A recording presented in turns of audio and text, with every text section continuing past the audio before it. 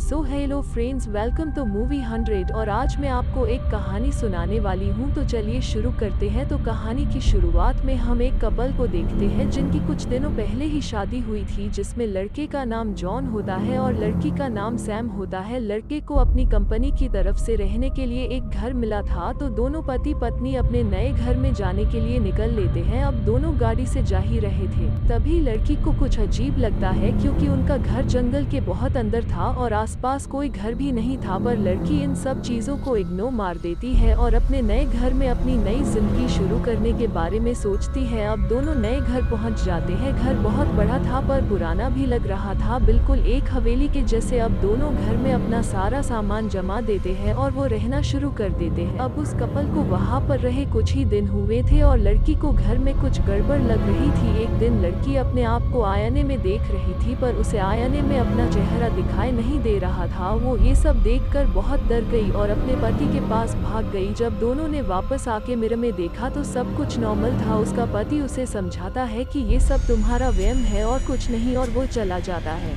अब लड़की के साथ रोज ऐसी अजीब सी घटनाएं घटना शुरू हो गई। उसे इस घर में कुछ ठीक नहीं लग रहा था। वो तुरंत अपने पति के पास गई और उससे कहने लगी कि उसे अब इस घर में नहीं रहना है। उसकी ये हालत देखकर उसका पति भी मान जाता है। अब दोनों पैकिंग करके वहां से निकल लेते हैं। अब दोनों जंगल को पार करके सिटी में आ जाते हैं। अब लड़की को कुछ अच्छा लगता है। अब दोनों सिटी से जा ही रहे होते हैं कि दोनों को कुछ अजीब लग रहा होता है क्योंकि पूरा सिटी एकदम खाली लग रहा था। रास्ते में भी उन्हें कोई नहीं दिखा। लड़का गाड़ी से नीचे उतरता है और एक दुकान के अंदर जाता है। वो उस दुकान में भी कोई नहीं होता है। अब लड़की भी वो आ जाती है और अब दोनों को बहुत ज्यादा टेंशन होने लग जाती है कि आखिरकार सब लोग हैं कहाँ। दोनों अब हर दुकान के अंदर जाके लोगों को ढूंढते हैं, पर उन्हें कोई नहीं मिलता। अब रात भी हो गई थी। दोनों को बहुत ज्यादा घबराहट हो रही थी कि उनके साथ ये क्या हो रहा है। तभी एकदम से पूरे सिटी की बिजली चली जाती है और हर जगह अंधेरा हो जाता है। लड़की को अब बहुत ज्यादा डर लगना शुरू हो जाता है और वो रोने लगती है। अब आसमान भी पूरा काला हो जाता है और बिजली गिरना भी शुरू हो जाता है। दोनों को बहुत डर लग रहा होता है।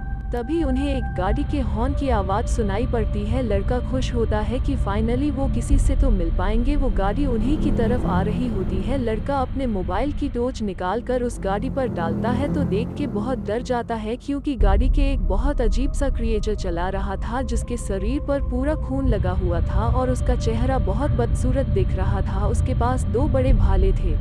वो क्रिएचर गाड़ी रोककर उनकी तरफ आने लगता है। लड़का उसे रोकने को कहता है पर वो एक बहुत अजीब सी और डरवानी आवाज निकालता जिसे सुन दोनों बहुत डर जाते हैं। वो क्रिएचर उस लड़के के पास आता है और उसका चेहरा पकड़ता है और उसका पूरा चेहरा निचोड़ देता है। लड़के को ऐसा तड़पता देख लड़की को बहुत गुस्सा आता है और वो उसको मारने जाती है, पर इतने में वो क्रिएचर अपनी तलवार से लड़की को दो हिस्सों में काट देता है। और तभी वहां पर जोर की बिजली गिरती है और लड़की की आंखें फिर से अपने उसी कमरे में खुलती है जहां वो रहते थे। उसी हवेली में लड़की बहुत डर जाती है। तभी उसकी पति की आंखें भी खुल जाती है। उससे भी वही सपना आया था जो लड़की को आया था। दोनों बहुत डर जाते हैं। लड़का उससे कहता है कि हम अपने दोस्तों को फोन लगा के यहाँ बुला लेते हैं। लड़की कहती है ठीक है। अब दोनों अपने दोस्तों को फोन लगाते हैं।